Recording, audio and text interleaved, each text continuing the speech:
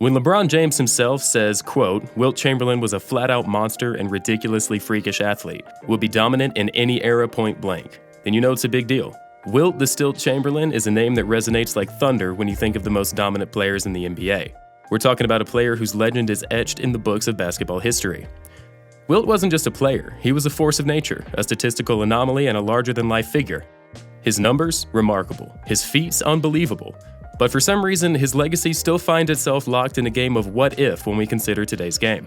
You see, when conversations veer toward the greatest of all time, Wilt sometimes gets nudged down the ladder. Critics argue he battled inferior opponents, stacked up stats at the expense of his team, and carried the reputation of a challenging teammate both on and off the court.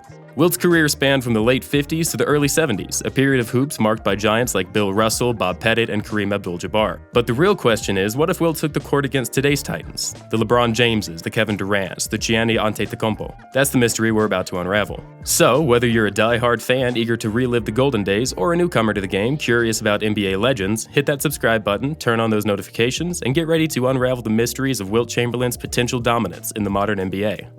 Now, Wilt the Stilt would have been an all-star in any era. Yeah, that's right, and I'm not saying it to ruffle feathers. I'm here to lay down some cold, hard facts that might change the way you look at basketball history. Now, most of us have only caught glimpses of Wilt in highlight reels from the twilight of his career. You know, the ones where he's rocking a few extra pounds and looking less nimble than today's sleek and speedy athletes. But don't be fooled by those fleeting moments. There's so much more to this story.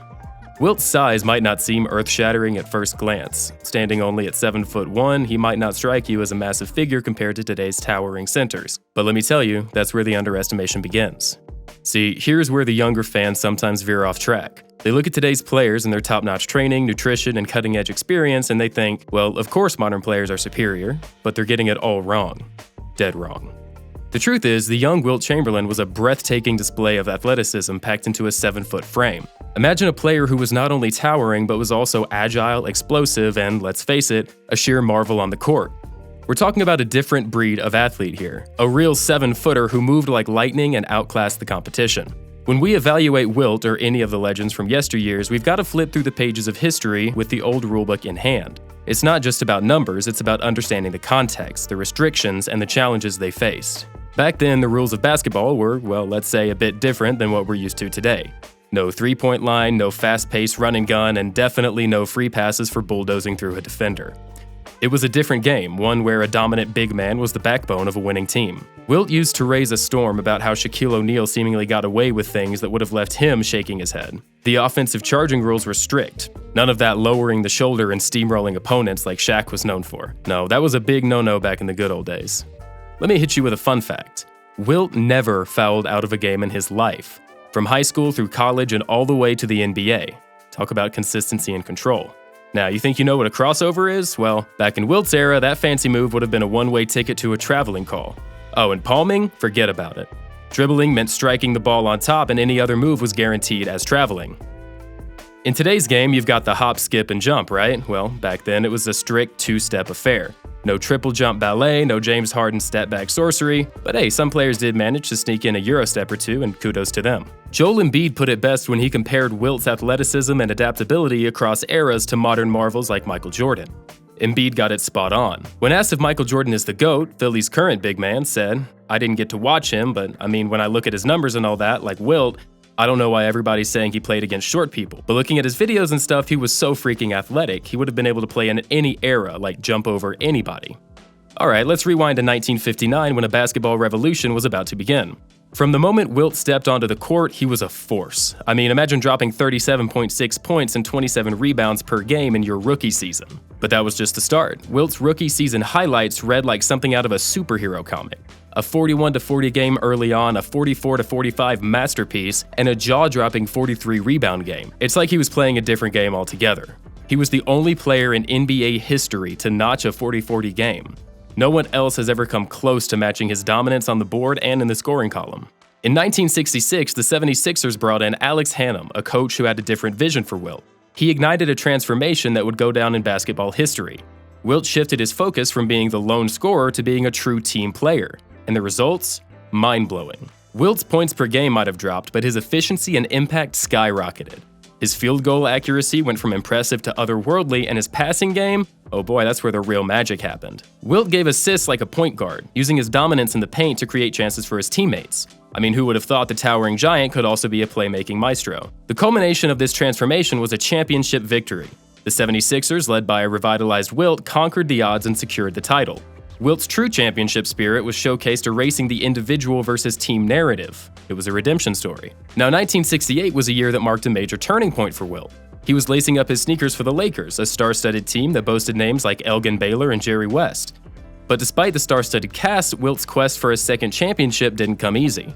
It wasn't until 1972 that he finally claimed that elusive title, cementing his legacy as a true Lakers legend.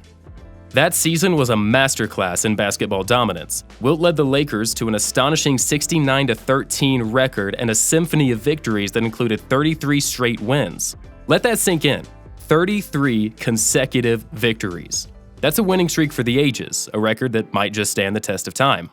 In the playoffs, Wilt faced off against Kareem Abdul-Jabbar and his Milwaukee Bucks, and with determination, Wilt powered through the competition and led his team back to the NBA Finals. The stage was set, and the Lakers took on the New York Knicks. They emerged victorious, sealing the deal in 5 games. But here's the kicker. Wilt claimed the Finals MVP award, a cherry on top of a hard-fought victory. And what's even more remarkable is that he did it while playing with a broken hand for part of the series. Wilt's dominance wasn't just a phase, it was a constant, an unyielding force of nature that defied all odds. And after leaving an indelible mark on the game, Wilt retired, but not before setting an NBA record for field goal percentage at an astonishing 72.7%. This was broken by Mitchell Robinson in the 2019-2020 season. On March 18, 1968, Wilt Chamberlain etched his name into the record books with an unofficial quintuple-double, a stat line that's out of this world. Imagine dropping 53 points, 32 rebounds, 16 assists, 24 blocks, and 11 steals. Remember, blocks and steals didn't become an official NBA stat until a year after Wilt retired. 24 blocks in a single game? Yeah, that was Wilt being Wilt. In fact, his highest recorded block tally in a game was 26. But just in case you need more proof, remember that Christmas Day game when he swatted away 23 Phoenix Suns shots in front of a nationwide audience? But here's the thing. Modern times often cast a shadow on the greatness of the old games. People might underestimate the sheer size, power, and athleticism of Wilt Chamberlain. They might label him as a product of a weaker era and undervalue his legacy as a result. But we know better, don't we?